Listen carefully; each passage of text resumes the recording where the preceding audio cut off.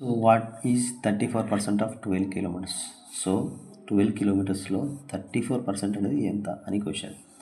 So మనకు మొత్తం ఎంత ఏంటంటే 12 కిలోమీటర్స్. సో ఇది మొత్తంలో 34% కనుక్కోమంటున్నారు కాబట్టి 12 అనేది మనకు 100%. మనకు టోటల్ ఎప్పుడైనా మనకు 100% కింద తీసుకోవాలి. సో అలా 34% ఎంత అవుతుంది కనుక్కోవాలి. 12 ఇంటూ 34/100.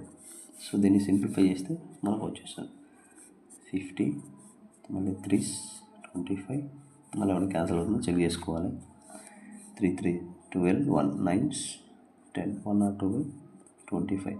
సో 25 అండ్ దీన్ని డివైడ్ చేసినంత వస్తుంది 402.008. సో 4.08 కిలోమీటర్ అనేది 34% అవుతుంది.